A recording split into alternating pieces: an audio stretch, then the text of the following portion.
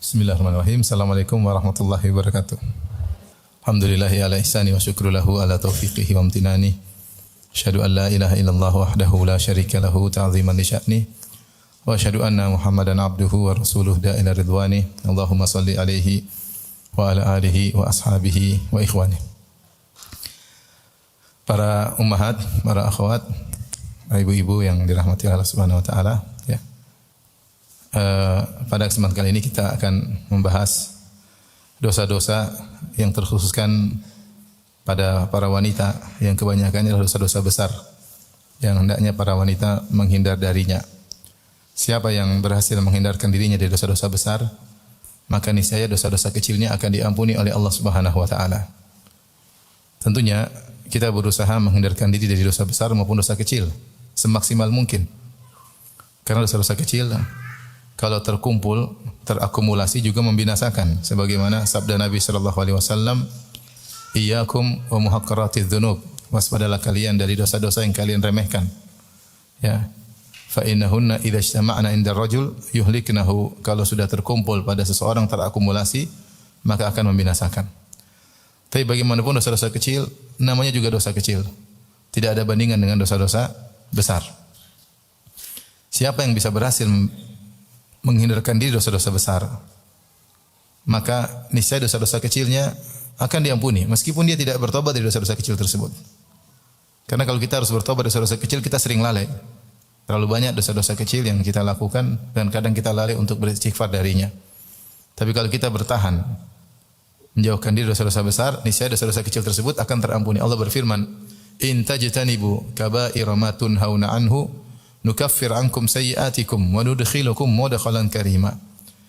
Jika kalian menghindarkan diri dari dosa-dosa besar yang kalian dilarang darinya, nukaffir ankum sayyi'atikum, maka niscaya kami akan menggugurkan dosa-dosa kalian, itu dosa-dosa kecil. Kemudian wa nudkhilukum mudkhalan karima, kami akan masukkan kalian dalam surga yang mulia. Ya, ini di sini keutamaan meninggalkan dosa besar, dosa-dosa kecil terampuni dan dijamin surga. Sebagaimana Allah juga sebutkan tadi dalam surat An-Nisa, demikian juga dalam surat An-Najm Allah berfirman, "Walladzina yajtanibuna kaba'iral itsmi wal fawahisha illa al-lamam inna rabbaka wasi'ul maghfirah." Dan orang-orang yang meninggalkan dosa-dosa besar dan perbuatan kecil, perbuatan keji, dan orang-orang yang meninggalkan dosa-dosa besar dan perbuatan keji illa al-lamam, kecuali dosa-dosa kecil yang tidak bisa dihindari. Ada dosa-dosa kecil yang tidak bisa kita hindari. Allah mengatakan, "Inna rabbaka wasi'ul maghfirah." Sungguhnya Rabb kalian atau Rabbmu ampunannya sangat luas. Yaitu siapa yang meninggalkan dosa-dosa besar, maka dosa-dosa kecilnya akan diampuni oleh Allah Subhanahu wa taala. Namun siapa yang terjerumus dalam dosa besar, maka dia terancam dengan neraka jahanam. Setiap orang terjerumus dalam dosa besar, maka dia terancam dengan neraka jahanam. Dan kita tahu Allah menyuruh kita untuk takut kepada neraka. Fattaqun nar allati waquduhan nas wal hijarah. Takutlah kalian kepada neraka. Jagalah diri kalian dari neraka jahanam. Allati waquduhan nas wal hijarah, yang di mana bahan bakarnya adalah manusia dan batu. Manusia dan batu. Maksudnya apa? Manusia kalau dimasukkan dalam neraka, dia dibakar oleh api neraka dan dia juga terbakar. Dia juga terbakar membakar yang lainnya. Seperti kayu, kalau kita masukkan dalam api, maka dia terbakar dan dia juga mengeluarkan api. Sehingga bahan bakar neraka adalah manusia dan batu. Kalau di dunia ada namanya batu bara, itu bahan bakar, maka di neraka ada batu yang lain yang lebih dahsyat panasnya. Dan Allah sebutkan bahwasanya neraka, ya, kalau melihat orang-orang yang hendak masuk di dalamnya, maka dia pun geram, ya. Kata Allah, "Idza ra'athum mim makanin ba'idin sami'u laha taghayyudha wa zafira," dalam surat Al-Furqan. "Idza ra'athum mim makanin ba'idin." Kalau neraka melihat mereka dari tempat yang jauh, jadi orang-orang yang masuk neraka sebelum masuk dilihat oleh neraka dari jauh. Kata Allah, jika neraka melihat mereka, sami'u laha taghayyudha wa zafira, maka mereka dari kejauhan sudah mendengar kemarahan neraka, suara geram neraka, ya. Itu neraka ingin segera melahap mereka. Bahkan dalam surat Al-Mulk kata Allah Subhanahu wa taala, ya, kata Allah Subhanahu wa taala, "Takadu tamayyazu minal ghaiz." Takadu tamayyazu minal ghaiz. Hampir-hampir neraka lepas.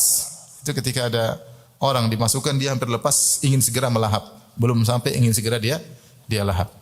Ya, takadu tamayyazu, hampir-hampir dia lepas minal ghaidh karena saking marahnya, saking murkanya. Oleh karenanya neraka menanti para penghuninya. Sebagaimana kalau kita bilang surga merindukan penghuninya, maka neraka juga menanti orang-orang yang akan masuk di dalamnya. Waliyadzubillah. Oleh karenanya pada kesempatan kali ini, Ibu yang dirahmati Allah Subhanahu wa taala, kita akan bahas beberapa dosa yang merupakan dosa-dosa khusus wanita dalam rangka untuk kita jauhi, ya. Karena sebagian orang terjerumus dalam dosa-dosa tersebut karena tidak tahu, tidak tahu. Ya, maka kita perlu mengenali dosa-dosa tersebut untuk kita hindari. Sebagaimana perkataan seorang penyair, araftu syarra la li syarri walakin litawaqihi. Aku mengenal keburukan bukan untuk melakukan keburukan akan tapi untuk menghindarinya. Faman lam ya'lifi syarra minal khair yaqa fihi. Siapa yang tidak mengenal keburukan, hanya mengenal kebaikan-kebaikan saja, maka bisa jadi terjerumus dalam keburukan tersebut. Maka di antara sunnah yang diajarkan oleh Nabi sallallahu alaihi wasallam bukan hanya mengenalkan yang baik-baik saja, amal-amal soleh, tapi Nabi sallallahu alaihi wasallam juga mengingatkan akan amal-amal yang buruk, sehingga seorang bisa termotivasi melakukan amal soleh dan berusaha untuk menghindar amal-amal yang buruk. Kalau dia tidak mengenal amal-amal yang buruk, bagaimana dia bisa menghindari amal buruk tersebut? Seorang penyair juga berkata, kaifa yattaqi man la yadri ma yattaqi. Bagaimana seorang bisa menghindar dari sesuatu yang dia tidak tahu apa sesuatu tersebut. Ya, maka untuk menghindari sesuatu dia harus mengenali sesuatu itu apa supaya bisa dia hindari. Nah, kalau kita ingin menghindari dosa-dosa besar, kita harus tahu dosa-dosa besar itu apa saja untuk kita hindari. Semoga ibu-ibu siap untuk mendengarkan tentang dosa-dosa besar tersebut. Siap ibu-ibu? Dicatat, dihayati, ya. Dan berdoa kepada Allah semoga bisa menghindarkan diri dari dosa-dosa tersebut. Saya akan bacakan sebagian dosa-dosa tersebut. Tentu ini dosa yang sering disebutkan oleh para ustadz dan saya juga tidak bosan-bosan untuk mengingatkan. Dan semoga ibu-ibu juga tidak bosan untuk mendengar, ya. Karena ibu-ibu diingatkan selalu tentang dosa ini, yaitu dosa yang pertama adalah tidak berterima kasih kepada suami. Ketika Rasulullah SAW sedang sholat Id, maka Rasulullah SAW pun sengaja berkhutbah maju ke depan kepada para wanita di majelis ibu-ibu bersama Bilal. Kemudian Rasulullah SAW bersabda, ya ma'syaran nisa tasaddaqna. Wahai para wanita sekalian bersedekahlah. Fa inna kunna aktsar hatabi jahannam. Karena sungguhnya kalian banyak penghuni neraka jahannam. Rasulullah, maka ada seorang wanita bertanya, ya Rasulullah, 5, kenapa bisa demikian? Banyak wanita penghuni neraka jahannam. Kata Rasulullah SAW, li anna kunna takfurnal ashir. Karena kalian suka kufur kepada suami. Kufur sini maksudnya ingkar terhadap kebaikan suami. Takfurnal ashir, tidak tahu berterima kasih. Wa tukthirnal la'nah, dan kalian suka mengumpat. Kemudian wa syaka, kalian suka berkeluh kesah. Dalam sebagian riwayat, wa tusawwifnal khair, dan kalian suka menunda-nunda kebaikan. Dalam satu hadis ini Rasulullah mengingatkan bahwasanya banyak wanita penghuni neraka jahanam. Dan sebabnya diantaranya karena salah berinteraksi dengan suami, ya. Salah berinteraksi dengan suami. Sehingga Rasulullah SAW menyuruh para wanita untuk bersedekah. Karena diantara cara untuk selamat dari neraka adalah dengan banyak bersedekah. Maka ketika itu para wanita pun, para sahabiat pun melepaskan anting mereka, melepaskan cincin mereka, lantas mereka lemparkan ke Bilal untuk bersedekah demi selamat dari neraka jahanam. Maka ketika sang wanita bertanya, 5 ya Rasulullah, kenapa wanita banyak masuk neraka? Jawaban Rasulullah, li anna kunna takfurnal ashir, karena kalian suka kufur kepada suami, maksudnya ingkar pada kebaikan suami, ingkar kepada kebaikan suami. Dalam hadis yang lain Rasulullah SAW contohkan, lau ahsanta ila ihdahunna dahra thumma ra'at minka syai'an laqalat ma ra'aitu minka khairan qat. Kalau salah seorang dari kalian, wahai suami, berbuat baik kepada istrinya setahun penuh, kemudian sang istri melihat suaminya melakukan satu kesalahan, maka dia langsung komentar, ma ra'aitu minka khairan qat. Aku tidak pernah melihat kebaikan sama sekali darimu. Ini contoh seorang istri lupa dengan kebaikan apa? Suami. Ingkar dengan kebaikan suami. Maka ibu-ibu hati-hati. Apapun dilakukan oleh suami kesalahan, dan suami pasti melakukan kesalahan, maka hindari lafal-lafal yang menunjukkan pengingkaran terhadap kebaikan suami. Seperti mengatakan kamu tidak pernah mencintaiku. Contoh, gimana tidak pernah cinta? Anak sudah 7 enggak pernah cinta gimana? Dari mana datang anak tersebut kalau tanpa apa? Cinta. Kamu tidak pernah sayang kepadaku. Ini tidak pernah, subhanallah. Gimana tidak pernah sayang? Kamu udah berat badanmu sudah naik, itu berarti sayang. Kalau enggak sayang enggak dikasih makan ya. Artinya terkadang ucapan-ucapan yang mengingkari seluruh kebaikan. Kamu selalu membela ibumu. Menduakan aku, nomor satukan ibumu. Padahal tidak, padahal sesekali saja. Tapi sebagian wanita kalau sudah bikin komentar, luar biasa ya. Melupakan seluruh kebaikan suami. Nah ini diantara wanita, ada yang memang seperti itu ya. Suka melupakan kebaikan suami, tapi kalau keburukan suami, hafalannya kuat. Mas, kamu pernah begini. Waktu itu kamu begini. Kamu pernah begini. Dia ingat semuanya, Masya Allah. Masnya jadi lupa, jadi dia ingat. Satu-satu. Jadi begitulah sebagian wanita hafalannya apa? Kuat. Hafalan keburukan. Tapi kalau kebaikan dia lupakan. Maka ini kelihatannya sepele ibu, tapi hati-hati. Ini salah satu sebab seorang wanita masuk neraka jahanam. Masuk neraka jahanam. Ya. Maka ketika suami melakukan kesalahan, ingat kebaikan-kebaikannya.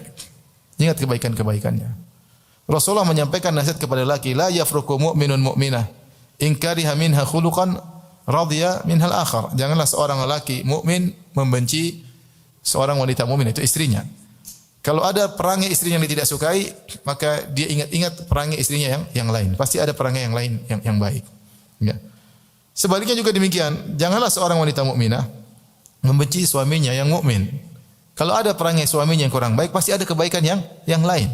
Pasti ada kebaikan, enggak mungkin enggak ada, pasti ada. Maka peras otak untuk berpikir, suami saya yang begini, suami saya yang begini, dulu begini. Ingat semua kebaikan-kebaikannya sehingga kita tidak jadi mengungkapkan ungkapan yang berbahaya tersebut. Jadi kalau wanita bilang kamu tidak pernah sayang sama sekali, ini langsung ungkapan yang membuat neraka merindukannya. Ngeri. Kamu tidak pernah. Padahal sering. Cuma sesekali suami salah. Ya kalau mau salahkan, Mas, kenapa kamu begini? Bicara yang sekarang, jangan bilang kamu tidak pernah. Itu namanya mengingkari kebaikan-kebaikan apa? Suami. Mengingkari kebaikan-kebaikan suami. Orang kalau ingat kebaikan suami, ibu-ibu, kira-kira dia akan baik enggak sama orang yang baik sama dia? Tentu baik. Siapapun orang berbuat baik sama kita, kalau kita ingat jasanya, kita pasti enggak enakan sama dia, kita pasti ngalah sama dia. Orang ini baik sama saya. Orang ini baik sama saya. Ya. Terkadang suami ingat kebaikan istri. Kalau suami yang soleh, wah istri saya dulu, kalau saya sakit dia ngerawat, dia mengandung anak-anak saya, dia bertarung dengan maut ketika melahirkan anak-anak saya. Dia yang dulu hidup susah dengan saya. Ketika istri melakukan kesalahan, suami mengalah. Karena suami ingat apa? Kebaikan apa? Istri. Karena demikian kalau kita ingat jasa orang, kita akan lebih mudah mengalah dengan dia. Kita lebih mudah hormat sama dia karena dia punya jasa sama kita. Yang menjadi masalah perempuan sering lupa, makanya buktinya membangkang, angkat suara, bentak-bentak, perintah, kayak perintah atasan kepada bawahan. Bahkan terkadang perintah suami seperti perintah majikan kepada babu, tidak ada kehormatan sama sekali. Ada seorang suami kasih sesuatu pada istrinya. Ini, mam ini mam, mas di depan orang kan. Itu namanya tidak menghargai sama sekali. Kalau dia menghargai suaminya, wah jangan sekarang mas, harusnya kan gitu. Apalagi orang Jawa kan halus-halus kan. Iya. Harusnya, tapi kalau langsung dilempar gini, itu tidak ada. Kalau dia hormat sama suaminya, kalau dia sadar akan kebaikan suaminya, mustahil dia melakukan demikian. Ketika dia kasar, dia angkat suara, dia seperti sama suaminya, berarti dia lupa dengan kebaikan apa? Suaminya. Logis atau tidak ibu-ibu perkataan saya? Nah. Ya. Kita kalau angkat suara, bantah suami, bentak suami, berarti kita tidak ingat dengan apa? Kebaikan. Kalau kita kebaikan enggak mungkin demikian. Maka ingat, di antara dosa yang paling banyak masukkan wanita dalam neraka adalah ingkar terhadap kebaikan suami. Kemudian dalam hadis yang sama, ini yang pertama Rasulullah mengatakan wa tukthirna syakah, yaitu kalian suka banyak mengeluh. Keluhan di sini yang pertama adalah mengeluh kepada suami, ya. Mengeluh kepada suami, ini gini, sedikit-sedikit begini. Ibu mungkin boleh mengeluh kalau suami malas-malasan, kalau suami tidur-tiduran, tidak ada usaha. Tapi kalau ibu sudah lihat suami berusaha, keluar pagi, pulang sore, pulang malam, dia sudah rajin ibadah, tapi rezeki cuma mungkin segitu, Allah takdirkan segitu, maka ibu tidak berhak untuk mengeluh. Tidak berhak untuk mengeluh.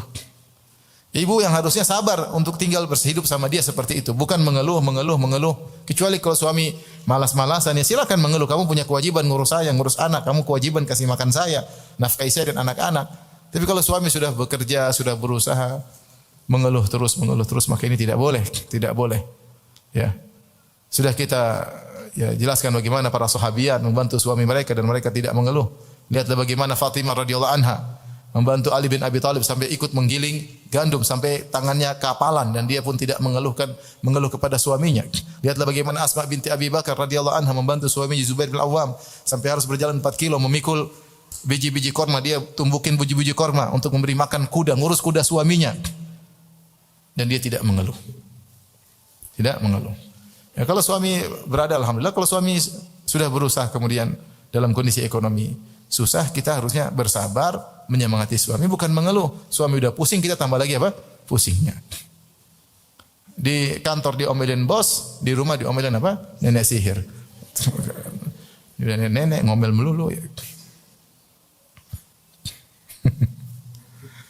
Sampai katanya ada orang Jawa cerita sampai ada suaminya jengkel sama istrinya, dia bilang apa Mas? Babon, ada babon di rumah. Apa? Babon ternyata ayam betina. Babon. Saking jengkel sama istrinya, istri dinamakan apa? Babon. Ya. Maka ibu-ibu jangan suka mengeluh, sabar. Bagaimana kisah Ibrahim alaihissalam ketika menjenguk siapa? Putranya Ismail. Ketika Ismail menikah dengan seorang wanita, kemudian Ibrahim menengok anaknya, kemudian Ismail alaihissalam lagi tidak di rumah, maka ketemu dengan mantunya. Maka dia bertanya, bagaimana kehidupanmu? Maka istri Ismail alaihissalam mengeluh. Nahnu fi syarr, kami dalam kondisi buruk. Nahnu fi dhiq, kami dalam kondisi sempit. Mengeluh tentang kondisi ekonominya. Maka Ibrahim berkata, kalau suamimu datang, sampaikan salam dariku dan suruh dia ganti pijakan pintu. Akhirnya Ismail datang, Ismail berkata, tadi ada siapa? Ada seorang gini-gini. Dia kirim salam buatmu dan dia sampaikan bahwasanya engkau hendaknya mengganti pijakan pintu. Kata dia, engkau adalah pijakan pintunya, maka ilhaqi bi ahli, pulanglah ke rumah orang tua. Wanita yang seperti ini yang suka mengeluh, ini menzalimi suaminya. Suaminya sudah setengah mati. Saya berbicara suami yang berusaha. Kalau tidak berusaha silakan ibu ngomel, itu hak ibu. Karena berhak minta apa? Minta nafkah. Tapi kalau dia berusaha, dia ada penghasilan, ya, secukupnya, ya kita harusnya sabar. Akhirnya Ismail menikah lagi dengan wanita yang lain, wanita yang sabar. Ya, maka kemudian Ibrahim datang jenguk lagi Ismail, ternyata Ismail tidak ada, maka dia bertanya kepada mantunya yang lain. Dia bertanya, bagaimana kehidupan kalian? Maka istri yang baru ini memuji. Nahnu fi sa'ah, kami dalam kondisi lapang, kami dalam kondisi nyaman. Dia memuji Allah Subhanahu wa taala. Maka Ibrahim berkata, kalau suamimu datang, yaitu Ismail, sampaikan tsabbit atabata babik, suruh dia mempertahankan pijakan pintunya. Atabah itu suatu pijakan di bawah, ya. Di bawah pintu, ditaruh di bawah pintu supaya untuk pijakan dan tidak kemasukan hewan-hewan. Maka ketika Ismail datang, Ismail tanya, tadi ada siapa? Maka dikatakan tadi ada seorang begini-begini. Ternyata itu Ibrahim ayahnya. Apa wasiat? Katanya engkau disuruh untuk mempertahankan pijakan pintu. Taib, kita perhatikan wanita pertama, wanita kedua hidup dalam suasana ekonomi yang sama. Wanita pertama suaminya siapa tadi? Ismail. Ekonominya sama. Wanita kedua hidup dengan suami yang sama, Ismail. Tetapi bagaimana dua sikap wanita itu memiliki sikap yang berbeda. Wanita pertama mengeluh. Padahal ekonominya begitu-begitu juga. Akhirnya dicerai oleh siapa? Ismail. Wanita kedua ekonominya tidak berubah. Bukan berarti Ismail tambah kaya, enggak. Tapi cara pandang dia lain. Dia sabar. Dia memandang ini suatu kenikmatan, ini suatu ujian. Maka yang pertama disuruh cerai, yang kedua suruh dipertahankan. Kalau ada laki-laki datang sama Ustaz, istri saya gini ngeluh, gini terus. Gimana Ustaz? Saya ganti galang pintu? Enggak itu. Itu kalau Ismail, kau bukan Ismail, paham? Tapi maksud saya wanita kalau suka ngeluh itu mengesalkan, paham? Menjengkelkan, bikin suami cepat mati, cepat tua. Iya. Ngomel melulu, ya. Ngomel melulu. Ngeluh melulu, tidak pernah ridho, tidak pernah qanaah. Suami begini menderita, ya. Kolesterolnya cepat naik, gulanya cepat naik, jantungnya lebih cepat berdetak, akhirnya cepat bertemu dengan Rabbul Alamin. Oleh karenanya wanita yang seperti ini menjadikan suaminya dalam penderitaan yang berkesinambungan. Benar atau tidak Ibu? Benar. Coba Ibu kalau di rumah ngomel melulu sehari 3 kali. Suami menderita bertahun-tahun sama Ibu. Dia mengalami penderitaan yang berkesinambungan. Kira-kira zalim enggak wanita seperti ini? Zalim. Kecuali suaminya malas. Saya bilang tadi, kecuali suaminya malas. Silakan ngomelin dia. Ini suaminya rajin, semangat, ibadah juga oke. Namun Allah belum mentakdirkan. Kalau tidak kuat ya silakan minta cerai kalau mau. Kalau bertahan ya sabar. Sabar dengan apa? Suami. Di balik kesulitan-kesulitan hidup tersebut tentu banyak pahala-pahala yang diraih. Bukankah di antara sabda Nabi di hari kiamat kelak, yawadu ahlul afiyah, kata Nabi SAW, orang yang di dunia dulu nyaman hidupnya, tatkala melihat as-sawab li ahlil bala, Allah memberikan pahala yang besar kepada orang yang selalu dalam kondisi menderita.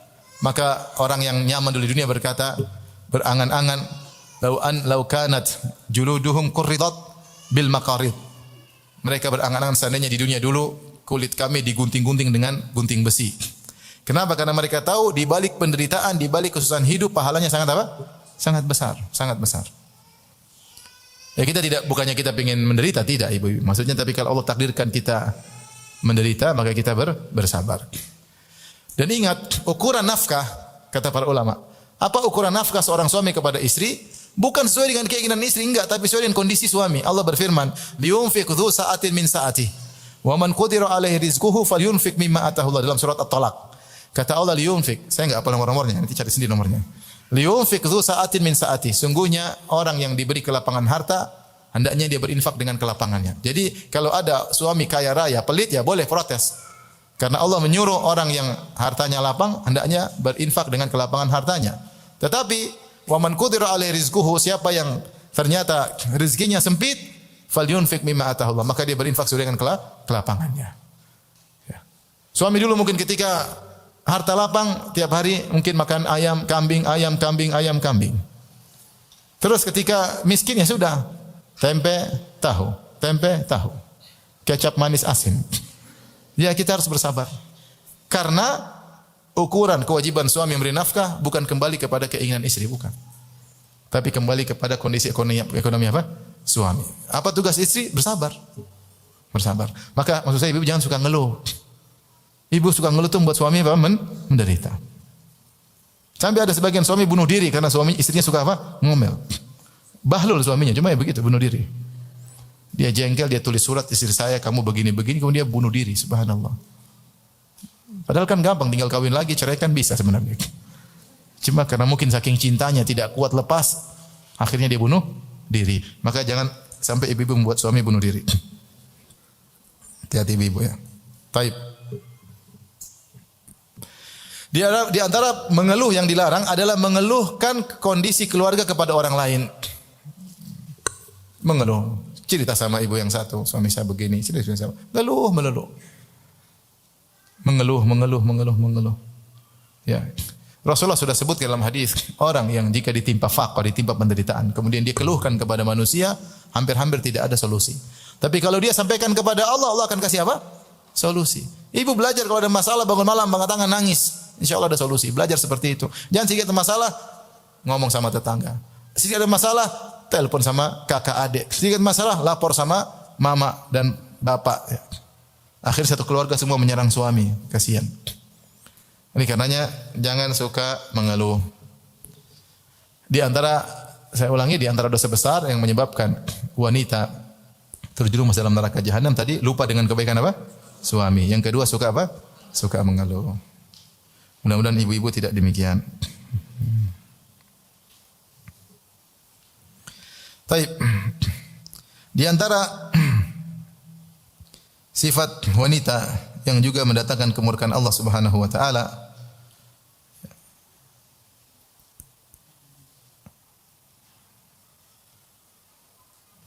adalah wanita yang tidak sabar ketika terkena musibah. Dalam hadis riwayat Muslim, Rasulullah SAW bersabda, "An-naihatu idza lam ta'tub qabla mautiha tuqamu yaumal qiyamati wa 'alaiha sirbalun min qatiran wa dir'un min jarab." Sungguhnya an-naihah itu wanita yang meratap, menangis dengan teriak-teriak, meratapi ya meratapi orang yang meninggal, mungkin anaknya meninggal, mungkin suaminya meninggal, mungkin kakaknya meninggal, mungkin ibunya meninggal, mungkin kawannya meninggal. Kemudian dia meratap. Kata Nabi, kalau dia tidak bertobat sebelum dia meninggal dari perbuatan ratapannya tersebut, maka dia akan dibagi pada hari kiamat kelak, kemudian disiksa, diberikan pakaian yang terbuat dari tembaga yang panas atau cairan logam yang panas, dan diberikan juga pakaian yang menimbulkan gatal yang luar biasa pada tubuhnya. Ya, ini salah satu hukuman bagi wanita yang suka meratap. Apakah lelaki juga kalau meratap dihukum dengan hukum ini? Jawaban iya. Tetapi Rasulullah menggunakan lafal an-naihatu, wanita yang meratap, karena dosa ini biasanya dilakukan oleh apa? Wanita. Lelaki biasanya kuat bertahan menghadapi ujian, biasanya yang tidak kuat adalah apa? Wanita. Ya, maka seorang wanita belajar untuk menerima keputusan Allah Subhanahu wa taala. Lihatlah bagaimana contoh Ummu Sulaim radhiyallahu anha ketika putranya meninggal Abu Umair, maka justru suaminya yang kurang sabar, dia malah lebih sabar. Dalam hadis yang sahih, ketika Abu Umair putranya yang masih kecil mungkin sekitar usia 4 tahun atau 5 tahun sakit, maka bapaknya itu suaminya Ummu Sulaim yang bernama Abu Talha radhiyallahu anhu sering bertanya, karena ini anak mereka satu-satunya, bagaimana anak kita? Bagaimana anak kita? Sampai akhirnya anaknya sakit dan akhirnya meninggal dunia. Ketika meninggal dunia, maka Ummu Sulaim segera memandikan, mengkafankan, ya, dan menyiapkan dirinya untuk menjelaskan kepada suaminya. Akhirnya suaminya datang. Dia tahu suaminya sangat sayang kepada putranya. Dia bertanya, bagaimana anak kita? Maka Ummu Sulaim berkata, lebih tenang daripada sebelumnya. Lebih tenang daripada sebelumnya. Maka suaminya menyangka bahwasanya anaknya sembuh atau lebih sehat. Ternyata lebih tenang, maksudnya sudah meninggal apa? Dunia. Maka Ummu Sulaim segera masakan makanan yang enak, sehingga suaminya segera makan dengan lahap. Kemudian dia segera berhias dengan pakaian yang indah sampai suaminya berhasrat. Akhirnya dia gauli istrinya tersebut. Abu Talha menggauli istrinya. Setelah itu baru dia kabarkan. Setelah suaminya hilang syahwat perutnya dan hilang juga sudah tersalurkan syahwat kemaluannya, maka dia bilang bahwasanya putra kita sudah meninggal dunia. Tapi apa dia sampaikan? Dia bilang, perhatikan, wahai suamiku, bagaimana menurutmu jika ada orang menitipkan suatu barang, kemudian yang dititipkan menggunakan barang tersebut, kemudian akhirnya orang yang menitipkan barang tadi suatu hari meminta kembali barangnya. Apakah yang dititipkan berhak menolak? Tentunya tidak berhak. Itu barang sudah diuntungkan dia dititipkan dan bisa dia gunakan. Ketika mau diambil kembali hendaknya tidak boleh menolak. Maka kemudian Ummu Sulaim berkata, demikianlah putra kita juga titipan Allah Subhanahu wa taala. Yang memiliki putra kita lebih tahu yang terbaik bagi putra kita. Ini wanita, saya baca hadis ini menakjubkan Ummu Sulaim. Karena yang lebih tidak sabar adalah suaminya. Sehingga perlu disabarkan oleh apa? Istrinya. Banyakan wanita sebaliknya tidak sabar, justru suaminya yang menyabarkannya. Maka ibu-ibu perlu beriman dengan takdir, dengan iman yang benar. Sehingga kalau terkena musibah, sabar. Maka kalau terkena musibah jangan lupa langsung mengatakan apa? Qadarullah wa ma syaa fa'al. Qadarullah, ini semua takdir Allah. Kalau kena musibah jangan lupa segera mengucapkan inna lillahi wa inna ilaihi raji'un. Kalau terkena musibah jangan lupa langsung mengucapkan alhamdulillah ala kulli hal. Ya. Sebagian wanita tidak terkena musibah maka dia meronta-ronta. Sudah meronta-ronta kemudian boneka anaknya dia taruh di depan kamarnya, tiap hari dia lihat. Apa enggak nangis terus-menerus. Ya. Justru dia membuat dirinya mengingat kesedihan melulu. Maka jika wanita tidak sabar dengan musibah, kemudian dia robek-robek bajunya, dia meronta-ronta, teriak-teriak, wanita ini kalau tidak bertobat maka akan dimasukkan dalam neraka jahanam. Maka belajar untuk menerima takdir Allah. Setiap kita terkena musibah, latihan. Kita bilang inna lillahi wa inna ilaihi raji'un. Ada piring pecah, bilang apa? Inna lillahi wa inna ilaihi raji'un. Kita milik Allah, apalagi cuma piring. Ya. Ada anak jatuh, berdarah, inna lillahi wa inna ilaihi raji'un. Ya. Langsung ingat kepada Allah Subhanahu wa taala. Sehingga nanti ketika ada musibah lebih besar, kita mudah sabar dan tidak meronta-ronta. Karena di antara dosa besar adalah meronta-ronta ketika ada yang meninggal dengan meratapi, maka itu dosa besar. Taib. Di antara dosa yang dilakukan oleh para wanita, dan ini juga terkait dengan interaksi dengan suami, saya rasa juga ibu-ibu sudah sangat tahu, saya hanya sekedar mengingatkan, yaitu menolak ajakan suami. Idza batatil mar'atu hajiratan firasha jauziha. Kata Nabi sallallahu alaihi wasallam, jika seorang wanita tidur dalam kondisi menjauhi tempat tidur suaminya, la'anat hal malaikatu hatta tusbih, maka malaikat akan melaknatnya sampai pagi hari. Dia tidak mau tidur dengan suaminya, dia tidur di kamar yang lain misalnya. Ya. Saya tahu ada suatu keluarga seperti itu. Suaminya punya kamar sendiri, istrinya punya kamar sendiri. Ini apa suami seperti ini, rumah tangga seperti ini? Ya namanya suami istri harusnya tidur bersama. Ini suaminya punya kamar sendiri, istrinya punya kamar sendiri. Lebih parah daripada itu, bertahun-tahun suaminya punya rumah sendiri, istrinya punya rumah sendiri. Ini apa seperti ini? Ini namanya rumah tangga main-main. Ya. Rumah tangga itu suami istri tidur dalam kamar yang sama. Satunya istrinya tidak mau tidur sama suaminya, tidur sama kucingnya. Waliyadzubillah. Suaminya berangan-angan jadi kucingnya. Karena istrinya tidur sama kucing melulu. Sementara suaminya suruh meluk bantal. Oleh karenanya, perbuatan seperti ini menyebabkan wanita dilaknat oleh malaikat. Dan tahukah ibu-ibu apa makna laknat? Laknat itu at-tardu an rahmatillah. Yaitu berdoa agar terjauhkan dari rahmat Allah. Bagaimana seorang wanita dilaknat, dijauhkan oleh dari rahmat Allah sampai pagi hari. Sama halnya seperti kalau diajak untuk bergaul, kata Nabi sallallahu alaihi wasallam, idza da'a ar-rajulu imra'atahu ila firashihi fabata ghadban la'anatal malaikatu hatta tusbih. Jika seorang suami mengajak istrinya untuk berhubungan, kemudian istrinya tidak mau tanpa ada alasan syar'i, maka malaikat melaknatnya sampai pagi hari. Dalam riwayat yang lain, illal ladzi kana fis sama' sakhitan 'alaiha. Kecuali yang di langit itu Allah Subhanahu wa taala murka kepada wanita tersebut. Ibu sering dilaknat enggak? Ya ibu yang lebih tahu, saya enggak tahu. Kalau sering menolak ajakan suami, maka ibu sering dilaknat. Maka saya khawatir wanita yang sering menolak ajakan suami, akhirnya dia jauh dari rahmat Allah, suka maksiat, sukanya duniawi terus pikirannya, nonton film-film yang enggak benar, lihat dunia pikirannya pikir akhirat. Kenapa? Karena dia terlaknat. Terlaknat apa? Terjauhkan rahmat Allah, membuat hatinya semakin jauh dari akhirat, hatinya duniawi terus. Sebabnya karena dia tidak mau memenuhi ajakan apa? Suami. Ibu-ibu kasihan sama suami. Suami itu sudah banyak ujiannya di luar sana. Ya. Tiap hari lihat perempuan cantik-cantik di luar sana ya. Sampai di rumah lihat nenek lampir. Di luar sana dia sudah ya tergoda, maka ibu-ibu harusnya memahami hal tersebut ya. Kalau zaman dahulu Nabi menyebutkan jika seorang melihat wanita maka datangilah kepada istrinya. Maka apa hasrat yang dia inginkan bisa dia lampiaskan ya. Apalagi zaman sekarang. Ya. Maka meskipun suami sudah berusaha menundukkan pandangan, ya namanya syahwat datang kapan saja. Maka kalau seorang suami mengajak istrinya berhubungan, kapan saja itu hak suami. Ya. Allah mengatakan nisa'ukum harthul lakum fa'tu harthakum anna syi'tum. Istri-istri kalian sawaladang bagi kalian, datangilah istri-istri kalian kapan saja dan bagaimanapun caranya, terserah suami. Hati-hati ibu-ibu kalau ternyata suami sudah tidak berhasrat sama ibu-ibu. Nah ini biasanya ada apa-apa di balik ini. Entah dia bermaksiat, entah dia punya selingkuhan, entah dan yang lainnya. Saya pernah didatangi oleh seorang wanita dengan keluarganya, datang. Kemudian dia mengeluh, dia bilang, Ustaz sudah setahun apa setahun setengah suami saya tidak mendatangi saya. Tapi kita enggak ada masalah. Saya bilang mustahil. Laki-laki normal enggak mungkin. Enggak mungkin dia begitu. Kalau dia normal ya. Kecuali dia pasti bermaksiat. Bermaksiat. Ternyata benar.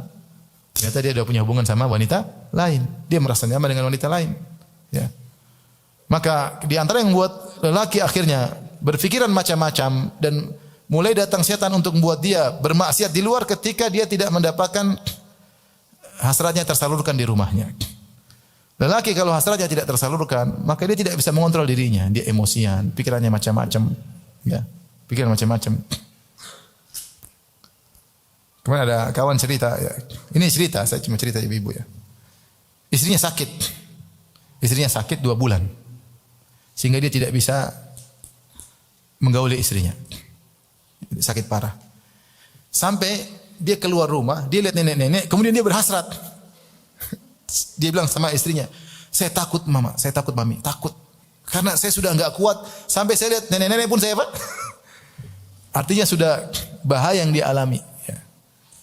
Ya, sebagian lelaki seperti itu, dia punya hasrat. Oleh karenanya, mungkin ibu tidak seperti lelaki. Lelaki itu lihat sedikit aja bisa berhasrat, lihat jempol aja bisa apa? Ya. Oleh karenanya kalau lelaki lagi hasrat sama ibu, berarti dia sayang sama ibu. Ya. Maka dilayani. Jangan malah masih macam-macam aja. Masih aja. Kalau dia ingin berhubungan harus dilayani. Kecuali ibu mungkin lagi sakit, mau mati ya mungkin ya. Kalau masih ada energi, masih kuat. Ya. Jangan bilang belum ada mood, Ustaz. Ada mood bukan alasan. Ya. Bilang suami timbulkan mood saya, tapi bukan berarti kalau enggak mood enggak mau melayani. Ya. Meskipun sedang haid, ya, kalau bisa melayani, yang penting bukan di kemaluan dengan cara yang lain. Rasulullah SAW dulu menggauli Aisyah radhiyallahu anha ketika Aisyah sedang haid. Rasulullah SAW kata Aisyah, fayamuruni fa'attaziru, fayubashiruni wa ana haid. Aku sedang haid, maka Rasulullah SAW menyuruh aku memakai sarung untuk menutup bagian bawah. Lantas dia mencumbuiku sementara aku dalam kondisi apa? Haid. Jadi bukan alasan lagi haid, Mas. Nanti minggu depan absen dulu, ya, nggak bisa. Kalau dia nggak dipenuhi hasratnya, dia pikirnya macam-macam. Setan akan datang, ibu-ibu. Kasihan. Saya maksudnya jangan menganalogikan laki-laki dengan perempuan. Perempuan itu hebat-hebat. Tinggal sama suaminya saya berbulan, dia mungkin kuat. Laki-laki tidak demikian. Laki-laki itu hasratnya mudah untuk bergejolak. Oleh karenanya kalau dia lagi ingin sama ibu-ibu, jangan ditunda-tunda. Karena kalau ibu tunda tanpa alasan, ibu-ibu dilaknat oleh apa? Malaikat. Dan saya bilang tadi efeknya dilaknat apa? Jadi malas ibadah. Jadi duniawi, senangnya mungkin nonton sinetron. Senangnya lihat barang-barang branded melulu, lupa baca Al-Quran. Kenapa? Ternyata ibu sudah terlaknat. Terjauhkan dari rahmat Allah Subhanahu wa taala. Ya.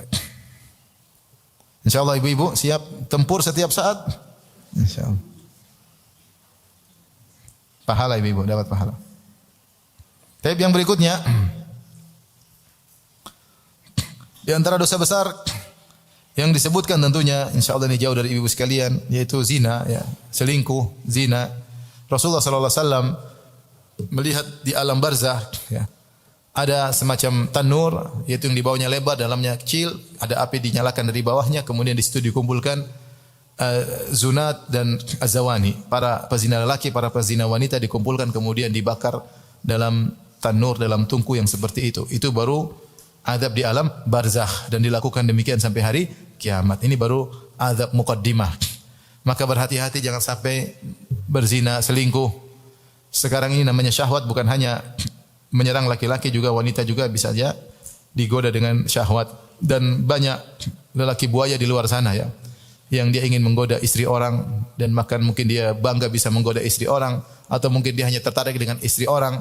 Maka jangan ada yang merasa aman. Meskipun ibu-ibu bercadar, hati-hati.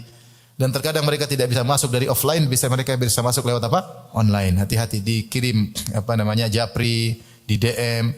Maka sebisa mungkin ibu-ibu jauh dari medsos itu lebih baik. Sebisa mungkin tidak punya akun itu lebih apa? Lebih baik, ya. Hidup lebih bahagia insyaallah, hidup lebih tenteram. Demi Allah, orang yang tidak sering mengikuti berita, artinya mengikuti seperlunya aja, dia akan lebih tenteram, dia akan lebih bahagia. Karena kebahagiaan letaknya di hati. Kalau di hati ini penuh dengan berita macam-macam, berita ini, berita anu, berita ini, berita anu, belum lagi syahwat maksiat, maka kebahagiaan semakin hilang dari hatinya. Maka hati-hati, ya.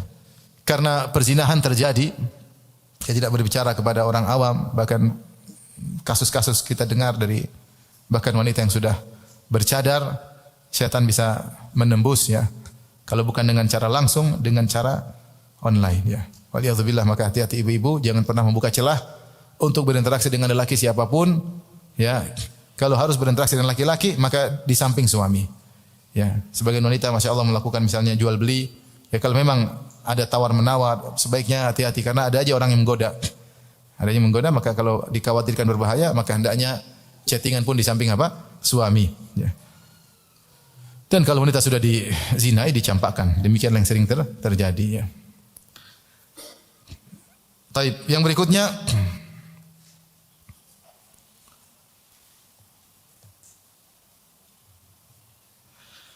suka mengganggu tetangga, ya, dengan lisannya, ya. Dalam hadis dari Abu Hurairah radhiyallahu anhu, qila li Rasulillah ya Rasulullah inna fulanah, ya Rasulullah, sungguhnya ummu fulan atau si fulanah, ya, suka salatnya, ya, suka salat, suka sedekah, ya, tusalli wa tasum, dia sering salat sunnah, taqumul lail, sering salat malam, kemudian sering puasa sunnah, kemudian wa tatasaddaq, suka bersedekah. Wa fi lisaniha syai'un yu'dhi jiranaha, tetapi dia suka ganggu tetangganya. Padahal dia rajin salat malam, kemudian dia rajin puasa sunnah, rajin bersedekah, tapi suka menyakiti apa? Tetangga dengan lisannya. Kata Nabi SAW, la khaira fiha hiya finnar. Tidak ada kebaikan bagi wanita seperti ini, dia di neraka jahanam. Kemudian wa dzukira anna fulanah, disebutkan ada seorang wanita yang lain, tusallil maktubah, hanya salat 5 waktu. Wa tasumu Ramadan, hanya puasa bulan Ramadan. Wa tatasaddaq bi athwarin min aqid, dan hanya bersedekah dengan beberapa potong keju yang atau susu yang sudah dikeringkan. Aqid itu semacam susu yang sudah dipadatkan kering jadi agak asin-asin. Artinya cuma sedikit. Tetapi dia tidak pernah mengganggu tetangganya. Kata Nabi SAW, hiya fil jannah, wanita ini di surga, di surga. Maka tetangga adalah sarana kita untuk masuk surga, dan juga bisa kalau salah bertetangga bisa mengantarkan seorang kepada neraka jahanam. Dalam hidup ini kita berusaha mencari kebaikan dari sisi manapun. Ibu-ibu kan punya tetangga, tetangga kan tidak banyak ya, paling berapa rumah sebelah kanan, berapa rumah sebelah kiri, tetangga yang terdekat. Maka cari pahala dengan bertetangga, bikinkan kue, kirim kue kepada mereka. Ya. Kalau pulang dari suatu kota beli oleh-oleh meskipun sederhana, kasihkan kepada mereka. Itu pun ibu-ibu kan jalan-jalan mungkin setahun paling 3 kali, enggak banyak-banyak. Iya, 3 kali pun sudah terlalu banyak ya. Ya. Oleh karenanya untuk berbuat baik kepada tetangga tidak susah. Kita hanya butuh biaya sedikit, tetapi itu sunnah Nabi sallallahu alaihi wasallam. Di rumah pun kita bisa bikin kue, kita bagi sedikit, tetangga insyaallah menerima ya. Ya, dia tahu kita perhatian sama dia. Dengan begitu kita bisa masuk surga dengan menjadi terbaik bagi tetangga. Namun sebaliknya, kalau kita salah berinteraksi dengan tetangga, kita bisa masuk neraka jahanam. Di antaranya dengan mengganggu tetangga dengan lisan. Kita hina dia, kita rendahkan dia, kita ngerumpiin dia pada tetangga yang lain. Tetangga ngelapor, kamu dijelek-jelekan sama ibu itu. Sehingga dia tersakiti bertetangga dengan kita. Kita sering mengganggu, maka itu sebab masuk neraka jahanam. Kenapa berbuat buruk kepada tetangga? Dosanya berlipat-lipat dari berbuat buruk kepada orang lain. Rasulullah SAW bersabda, atau makna hadisnya, mencuri dengan 10 orang ya lebih baik daripada mencuri dari apa? Tetangga. Berzina dengan sekian banyak wanita masih lebih baik daripada berzina dengan istri apa? Tetangga. Maka kalau ngerumpi atau menggibah atau menjelek-jelekan orang lain sama-sama buruk, tapi masih lebih mending daripada menjelekkan apa? Tetangga. Tetangga punya hak istimewa. Sampai Rasulullah SAW bersabda, la yazal Jibril yusini bil jar hatta dhanantu annahu sayuwarithuhu. Senantiasa Jibril alaihissalam mengingatkan aku tentang perhatian terhadap tetangga sampai aku menyangka bahwasanya tetangga akan menjadi ahli waris. Maka ibu-ibu kalau punya tetangga mulai jalin apa? Kebaikan. Datangi, kasih kue. Enggak usah banyak omong nanti repot. Bikin kue kasih, ini cuma sedikit, ini mohon diterima ya. Wassalamualaikum sudah. Ketemu salam. Kalau lebaran jangan lupa hampiri. Ya, jangan lupa untuk mengucapkan selamat lebaran. Kalau ada hadiah pulang dari luar kota belikan. Kita paling berapa sih? 10 orang sekitar. Mungkin terlalu jauh kita enggak mampu. Beli 10 hadiah. Beli gudeg Jogja 10 bungkus, bagi-bagi. Beli strudel Malang ya, bagi-bagi. Strudel apa stradel enggak tahu. Ya. Beli pancake durian bagi sedikit-sedikit, enggak usah banyak-banyak. Beli bakpia Jogja 10 bungkus kasih. Mungkin setahun 2 kali itu pun sudah memberi pengaruh kepada tetangga sehingga hubungan menjadi apa? Menjadi baik. Saya punya kawan, dia baru pindah rumah. Tetangganya sangat enggak tahu lihat dia dengan pandangan buruk. Muka masam kalau ketemu dia bingung ini saya salah apa padahal dia merasa tidak bersalah. Maka dia belikan oleh-oleh yang banyak, dia kasih tetangga tersebut, setelah itu sikapnya jadi apa? Berubah. Manusia itu suka dikasih oleh-oleh meskipun dia kaya raya. Apalagi kalau miskin ya. Kalau kaya raya dikasih hadiah pun dia senang karena semua gratisan itu menarik. Oleh karenanya ibu, jangan sampai punya masalah sama tetangga. Sekarang ibu cek, adakah saya menyakiti tetangga? Karena saya ulangi, menyakiti tetangga itu dosanya jauh lebih besar daripada menyakiti orang lain. Sampai Nabi tadi mengatakan berzina dengan banyak wanita masih lebih ringan dari berzina dengan satu wanita istri tetangga. Mencuri dari banyak orang dosa besar, sangat besar, tapi masih lebih ringan daripada mencuri barang dari rumah tetangga. Sama, ngerumpi, menjatuhkan harga martabat orang lain buruk, dosa, tapi lebih parah kalau mengganggu apa? Tetangga. Maka hati-hati jangan mengganggu tetangga dengan lisan ya. Percuma salat malamnya, percuma puasa sunnahnya tapi lisan tidak bisa dijaga. Tapi di antaranya yang kelihatannya sepele termasuk dosa besar adalah menzalimi hewan. Datang hadis secara khusus tentang wanita yang masuk neraka gara-gara mendolimi kucing. Kata Rasulullah SAW, dakhalat imra'atun nar fi hiratin habasatha hatta matat. Ya. Ada seorang wanita masuk neraka gara-gara mengekang kucing sampai mati, tidak dikasih makan. La hiya at'amatha wa la hiya tarakatha ta'kulu min khashasil ard. Harusnya dikasih makan, dia tidak kasih makan dan dia pun tidak melepaskan kucing tersebut cari makan sendiri. Ini sebagian wanita suka punya kucing, suka punya hewan, tapi tidak diperhatikan. Kalau kita tidak bisa perhatikan hewan, jangan pelihara hewan, biarkan dia bahagia di luar sana. Ketemu dengan teman-temannya, ini kita ambil hewan, kita taruh ya. Kadang kita kebiri, kadang kita mandulkan, kadang kita terus kita tidak kasih makan sampai akhirnya mati, maka ini adalah bentuk zalim kepada hewan ya. Maka hati-hati jangan sampai mendolimi hewan. Hewan apa yang sering dipelihara oleh ibu-ibu? Kucing. Terus? Udah kucing aja ya. Apa lagi? Kelinci. Kelinci apa lagi? Mudah mati kelinci. Hati-hati. Kalau sebelum mati jadikan sate masih mending. Ya, bermanfaat tapi dibiarkan tidak dijadikan sate sampai mati ini saya takut dosa. Saya takut dosa ya. Dan itu ngomongin juga anak-anak jangan sampai demikian ya. Anak-anak kadang-kadang senang punya hewan tapi tidak bisa pelihara. Anak saya kemarin nangkap bunglon. Saya aja pegang bunglon jijik dia tangkap bunglon. Nabi bunglon dimasukkan di toples. Saya bilang kasih makan dan kalau enggak dosa. Sudah Bi dikasih sawi, makan enggak? Makan. Besok saya ketemu lagi, hati-hati, kasih makan enggak? Dosa loh.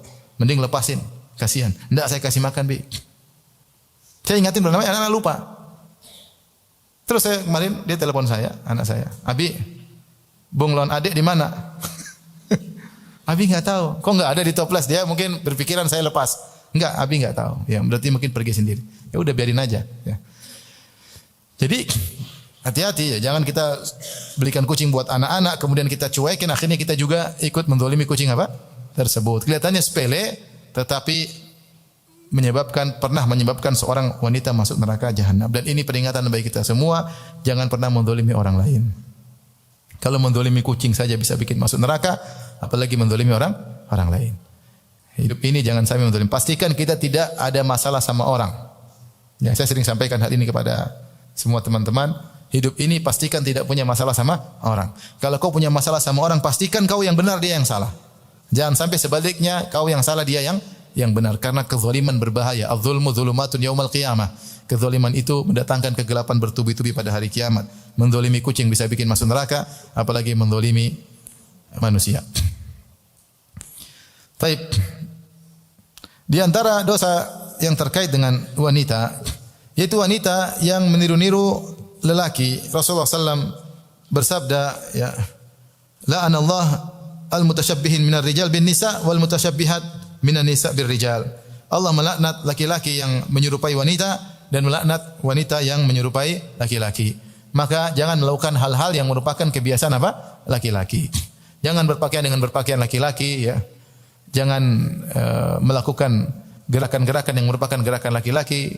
Jangan berusaha berjalan seperti cara jalan laki-laki, ya. Kecuali dari sananya ternyata dia agak apa namanya? Kalau perempuan laki-laki namanya apa? Tomboy, agak tomboy, ya. Bahkan Allah mengatakan kalau ada lelaki, Ibnu Hajar menyebutkan kalau ada lelaki yang kemudian sebaliknya agak gemulai, kebencong-bencongan, maka dia berusaha untuk perbaiki dirinya. Kalau dia sudah berusaha tetap saja begitu, maka uzur bagi dia. Adapun dia sengaja untuk melemah, gemulaikan gerakannya, memiring-miringkan ucapannya seperti wanita, maka ini terlaknat, ya, terlaknat. Bahkan merubah namanya, ya, ini terlaknat jadi seperti nama wanita, ya. Siapa namamu? Sari. Sari siapa? Sarifuddin, ya. Merubah namanya. Mau saya jangan sampai seorang laki-laki berlenggak-lenggok seperti wanita dan jangan wanita gagah perkasa seperti apa? Laki-laki. Main sama laki-laki kemudian tidak boleh. Ini semua wanita tetap menjaga kegemulaiannya, lelaki berusaha menjaga keperkasaannya. Ya, oleh karenanya baju-baju atau pakaian yang itu pakaian khusus laki-laki maka tidak boleh dipakai oleh wanita. Namun sekarang jarang wanita meniru laki-laki. Banyak laki-laki yang meniru apa? Wanita. Pakai anting-anting lah, di telinga lah, anting-anting di hidung laki-laki. Ya. Repot. Taib. Dosa berikutnya yang keberapa Ibu? Adalah yang sering kita dengar yaitu yang berhias, merias diri namun dengan hal yang dilarang. Rasulullah bersabda, la'anallah al-washimat wal mustawshimat. Allah melaknat wanita yang mentato dan wanita yang minta untuk ditato. Ya. Wal wasilat wal mustawsilat. Allah melaknat wanita yang menyambung rambut dan wanita yang minta disambung rambutnya. Wan namisat wal mutanammisat. Dan Allah melaknat wanita yang mencukur alisnya dan wanita yang minta untuk dicukur alisnya.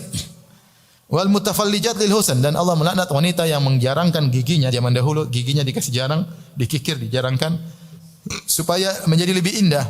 Al mughayyirati khalqallah, yang telah merubah ciptaan Allah Subhanahu wa taala. Ini adalah dosa besar yang mendatangkan laknat Allah. Ada seorang wanita bertanya kepada Nabi, putrinya rambutnya sering berguguran. Maka dia ingin menyambung rambut putrinya supaya menyenangkan suaminya karena kurang suka rambut istrinya berguguran. Rasulullah larang. Padahal dia melakukan sambungan rambut tersebut untuk suaminya yang halal baginya. Itu pun dilarang oleh Nabi. Bagaimana lagi seorang wanita berhias untuk selain suaminya? Ini yang buat suaminya saja dilarang.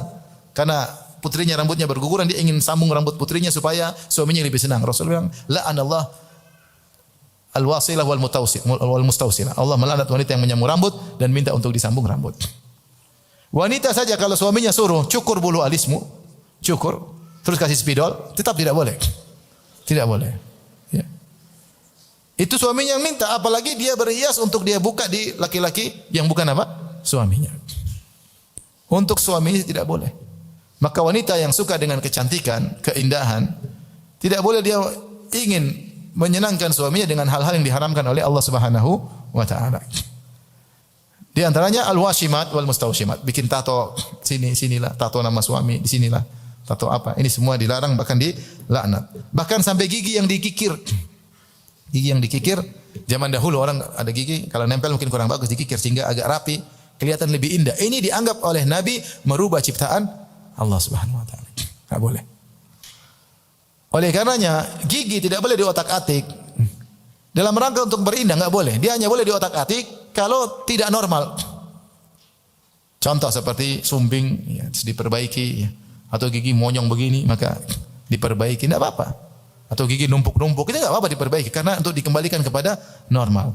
Tapi kalau gigi sudah indah, tetap aja pasang kawat, padahal sudah indah, tidak ada masalah apa-apa. Tidak monyong juga tidak, maka ini tidak boleh termasuk merubah ciptaan Allah Subhanahu wa taala. Ya. Nah, wanita suka merubah-rubah fisiknya. Ya. Ini contoh hidung, ada sebagian orang hidungnya sudah mancung, dioperasi supaya lebih apa? Lancip. Ya, kayak wanita bule potan ya. Sebagian bibirnya dioperasi sehingga membelah dikit. Kenapa? Supaya kelihatan menantang, macam-macam bergairah lah, macam-macam. Setan semua itu, setan semua. Sebagian wanita dioperasi biar diambil lagi ya. Padahal enggak ada masalah, dia normal-normal aja. Normal-normal aja. Hidup dalam khayalan. Kemudian dia sudah rubah sini, suaminya selingkuh. Waliyadzubillah. Bukan itu, ya, cari hati suami dengan bertakwa kepada Allah, berhias dengan hiasan yang boleh. Ya. Oke, hati-hati jangan terbawa karena pingin merasa cantik akhirnya melakukan kepalsuan. Sampai akhirnya rubah wajah di Korea lah, sering sekarang di mana di Korea sekarang. Rubah hidung, rubah ini, rubah dagu, rubah ini, rubah anu. Ya. Ingin mukanya seperti muka Korea. Ini semua adalah hukumnya haram. Hukumnya haram. Sama kemudian buah dada juga dirubah-rubah. Kasih balon di dalamnya sampai tidak normal ya. Berlebihan. Kemudian dia untuk tampilkan kepada orang yang tidak halal, tampilkan ke depan umum buat laki-laki lain, buat supaya kelihatan di kantor, ini lebih maksiat lagi. Buat suami saja tidak boleh. Kalau melanggar, kecuali kalau saya katakan tadi, kecuali kalau dia memang kelainan. Ternyata budak ini terlalu kecil, tidak normal sebagai wanita yang lain, boleh. Boleh. Atau terlalu besar maka dikecil karena tidak normal, boleh. Kalau selama tidak normal atau sakit diperbaiki itu boleh. Tapi kalau sudah biasa-biasa normal, diperindah menurut pandangan dia atau keinginan suaminya, tidak boleh. Suaminya biasa lihat yang aneh-aneh, kemudian pingin istrinya buah dadanya besar, gara-gara dia terlalu lihat yang haram-haram, tidak boleh ikut keinginan suami, tidak boleh. Ini normal suamiku, apa yang tidak normal? Kenapa terlalu ingin ikut khayalan apa? Suaminya. Maka ini hukumnya haram, merubah ciptaan Allah Subhanahu wa taala. Ya. Fala yughayyirunna khalqallah. Fala amurannahum, kata iblis berjanji, aku akan memerintahkan hamba-hamba Allah, yaitu hamba-hambamu keturunan Adam. Fala yughayyirunna khalqallah, maka mereka benar-benar akan merubah ciptaan Allah. Itu semua iblis, setan. Ibu kurang ini, kurang ini, kurang ini.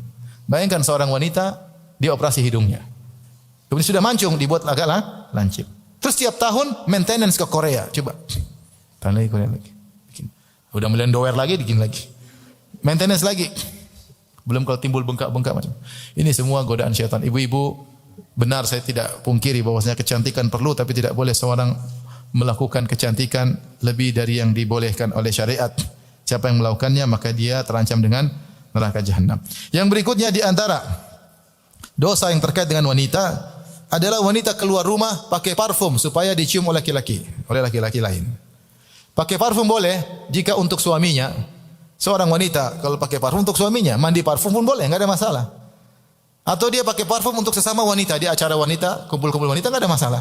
Tapi dia pakai parfum supaya dicium oleh lelaki, maka ini dosa besar. Kata Nabi sallallahu alaihi wasallam, "Ayyuma imra'atin istatarat thumma kharajat, famarat ala qaumin yajidu minha rihaha fahiya zaniyah." Wanita mana saja pakai parfum, kemudian dia keluar dari rumahnya, melewati kelompok laki-laki agar mereka mencium aroma tubuhnya, maka dia wanita pezina. Saya kalau lagi jalan sama keluarga, tahu-tahu hampir rata-rata perempuan lewat parfumnya. Dia udah jalan lewat, parfumnya masih apa? Ketinggalan. Hampir rata-rata perempuan seperti itu. Apalagi kalau tidak berjilbab, pasti pakai parfumnya banyak. Kalau kita masuk lift, tahu-tahu ada perempuan masuk, liftnya langsung apa? Semerbak. Dan itu bisa menggugah hasrat. Menggugah apa? Hasrat. Oleh karena kalau sedang umrah dilarang pakai parfum karena bisa menggugah apa? Hasrat. Maka wanita yang seperti ini hati-hati, ingatkan anak-anak jangan pakai parfum. Biasakan mereka sejak kecil kalau pakai parfum udah nikah. Sekarang kalau masih belum punya suami, pakai parfum kalau ketemu teman-teman perempuan saja, atau pakai parfum yang ringan yang tidak keluar hanya menghilangkan bau ketiak, bau ketek aja.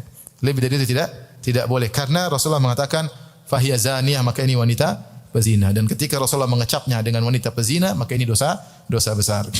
Tapi di antaranya yang keberapa? 11. 9. 11. Taib. Wanita yang minta cerai tanpa ada alasan. Wanita yang minta cerai tanpa ada alasan. Rasulullah SAW bersabda, "Ayyuma imra'atin sa'alat zawjaha talaq min ghairi ma ba'sin fa haramun 'alaiha raihatul jannah." Wanita mana saja yang minta cerai dari suaminya tanpa ada alasan syar'i, maka haram baginya wangi surga. Ini ancaman berat. Jadi surga dari kejauhan sudah bisa dicium aromanya. Dari kejauhan sudah cium aromanya. Belum sampai mungkin entah berapa ratus kilo sudah kecium aromanya. Ini jangankan masuk surga, cium aroma aja enggak. Ini hukuman berat. Kenapa? Karena dia minta cerai tanpa alasan syar'i. Minta cerai tanpa alasan syar'i sih dosanya, apalagi dengan alasan tidak syar'i. Gara-gara terfitnah dengan lelaki orang, gara-gara nonton film Korea, gara-gara tidak tundukkan pandangan, lebih parah lagi. Meminta cerai tanpa alasan syar'i saja dosanya seperti ini. Bagaimana dia mengkondisikan dirinya dengan bermaksiat kepada Allah kemudian minta cerai kepada suaminya? Dosanya kayak apa? Maka seorang wanita tidak boleh sedikit-sedikit ceraikan aku. Ya. Kalau kamu laki-laki ceraikan aku. Suaminya ditantang, kamu laki-laki enggak? Ceraikan saya kalau kamu laki-laki. Subhanallah. Sebagian mereka, pulangkan aja aku ke rumah orang tuamu. Padahal rumah orang tuanya sudah dijual, dia lupa. Ini sedikit-sedikit minta cerai, sedikit-sedikit ingin masuk neraka. Jadi kalau wanita sedikit minta cerai, berarti sedikit-sedikit ingin masuk apa? Neraka jahanam. Ya. Cerai sebagaimana sering disampaikan adalah perkara yang sangat dicintai oleh syaitan. Makanya Rasulullah mengatakan, "Inna iblis wadha arsyahu 'alal ma'." Sungguhnya iblis meletakkan singgasananya di atas air. Tsumma ba'atha sarayahu, kemudian dia kirim pasukan-pasukan setan-setan untuk menggoda. Fa'adhamuhum fitnah adnahum manzilah minhum manzilah. Siapa yang anak buahnya yang paling besar fitnahnya, maka paling dekat kedudukannya dengan iblis. Kemudian setelah anak buahnya menggoda, mereka lapor. Satu bilang, "Iblis, saya sudah begini-begini." Kata iblis, "Belum." Satu lagi lapor, "Iblis, saya sudah bikin manusia begini, anak Adam begini." Kata iblis, belum. Sampai ada satu setan bilang, "Ya iblis, la azalu bihi hatta farraqtu bainahu wa baina zaujati. Saya terus menggodanya sampai saya pisahkan dia dengan istrinya. Kata iblis, nikma anta, ente setan top, ente setan paling top. Makanya ketika Allah menyebutkan tentang sihir, Allah menyebutkan yufarriquna bihi bainal mar'i wa zawji. Di antara kerjaan tukang sihir adalah memisahkan antara suami dan apa? Istrinya. Betapa banyak sihir begitu. Bikin suami kalau lihat istri tidak jadi jelek mukanya. Bikin suami kalau lihat istri jadi istri seperti muka laki-laki, bahkan seperti monyet kadang-kadang. Bikin istri kalau lihat suami selalu bawaannya marah, itu sihir. Sampai ada kasus kawan saya cerai, kenapa dia robot sihir tertentu, sehingga kalau dia berhubungan istrinya tidak bisa berhubungan, tertutup kemaluannya, nggak bisa. Sihir. Waliyadzubillah, kejam ya. Sampai akhirnya cerai. Sampai akhirnya apa? Cerai karena tidak bisa dia apa-apain. Ya. Oleh karenanya jangan kita mendukung program iblis. Sedikit-dikit ceraikan aku. Kita cerai aja, sedikit-sedikit cerai aja. Padahal kalau dia dicerai, belum tentu juga ada yang mau. Ibu lupa di luar sana masih banyak bunga-bunga yang bertebaran. Orang sudah dicerai, kadang-kadang bunga lapuk ya, orang sudah tidak tertarik. Ya. Ada kasus, ini kasus kenyataan. Seorang wanita soleha, dia kerja jadi guru. Suaminya soleh. Tapi dia kerja ke kantor, ketemu guru yang lain. Mulai terjadi pembicaraan, kemudian melanjutkan dengan email-emailan, japri-japrian. Sudah merasa semakin dalam. Akhirnya dia minta cerai dari suaminya. Setelah itu suaminya cek, ternyata banyak apa? Pembicaraan ngomong-ngomongan dengan suaminya, laki-laki sana dengan janji macam-macam. Ini merusak rumah tangga. Akhirnya suami ceraikan dia. Dia bangga, senang merayakan hari perceraian. Kemudian dia nikah dengan laki-laki tersebut. Laki-laki dia nikah lagi sama wanita lain. Hidup beberapa bulan, cerai dengan laki-laki yang baru tersebut. Dicampakkan. Banyak wanita gitu minta cerai. Kenapa? Jatuh hati sama laki-laki lain. Oleh saya bilang wanita minta cerai tanpa alasan syar'i saja dosa besar, apalagi ternyata gara-gara yang tidak syar'i. Gara-gara tontonan, gara-gara hubungan yang tidak benar dengan laki lain, gara-gara menjalin cinta lama dengan kekasih yang lama, gara-gara waliyadzubillah. Maka jangan sampai wanita sedikit-sedikit ceraikan aku. Karena dia telah mendukung program iblis. Tapi ibu-ibu, saya rasa ini sudah cukup banyak ya. Coba ibu-ibu ulang dari awal. Nomor 1 apa? Tidak berterima kasih pada suami, melupakan kebaikan apa? Suami. Di antara bukti melupakan kebaikan suami apa tadi saya bilang? Hah? Apa buktinya lupa dengan kebaikan suami? Tidak menghargai suami. Suka ngomel sama suami. Membentak suami. Itu tanda melupakan kebaikan apa? Suami. Yang kedua, suka mengeluh. Pokoknya ibu hindari ini semua. Paksa diri hindari ini semua, latihan. Yang ketiga dosanya apa lagi? Tidak apa? Ya, suka meratap kalau ada yang meninggal dunia. Naihah. Yang keempat, ini yang paling parah ini. Menolak apa? Ajakan suami. Hati-hati ibu-ibu, kelihatannya sepele tapi dosa apa? Besar. Jangan sampai terlaknat sehingga ibu-ibu pikirannya duniawi terus, malas beribadah. Rupanya di antaranya gara-gara menolak ajakan apa? Suami. Yang kelima, berzina. Jelas insyaallah dijauhkan dari zina semua. Alhamdulillah. Yang keenam, suka mengganggu apa? Tetangga dengan lisannya. Hati-hati ibu, jangan hubungan segera baik, perbaiki hubungan, jalin hubungan baik dengan apa? Tetangga. Di situ ladang pahala masuk surga. Yang ketujuh, menzalimi hewan, di antaranya kucing. Zalimi kucing aja dosa, apalagi zalimi suami ibu. Suami dikekang sampai kena jantung ya, stroke. Yang ke-8, menyerupai laki-laki. Yang ke-9, berhias dengan cara-cara yang dilarang. Yang ke-10, pakai parfum di luar rumah supaya dicium sama laki-laki yang lain. 11, minta cerai tanpa ada alasan syar'i. Demikian saja apa yang bisa sampaikan. Kurang lebihnya yang mohon maaf. Semoga ibu-ibu semua bisa menjadi ibu-ibu yang salehah ya. Saya nasihatkan ibu-ibu punya program ibadah setiap hari. Ibu-ibu jangan terbawa dengan berita-berita dunia. Berita dunia enggak ada habisnya. Ibu punya program tiap hari baca Quran. Jangan lupa salat malam, salat duha. Insyaallah ibu bahagia. Lebih bahagia dari orang-orang yang ibu lihat seakan-akan bahagia, ternyata hanyalah fata morgana dan hanya drama yang mereka lakukan setiap hari. Semoga ibu-ibu dijauhi dari dosa-dosa besar tersebut dan semoga kita semua dikumpulkan oleh Allah dengan keluarga tercinta di surga kelak. Amin ya rabbal alamin. Wallahu taala alam bisawab. Wabillahi taufiq wal hidayah. Assalamualaikum warahmatullahi wabarakatuh.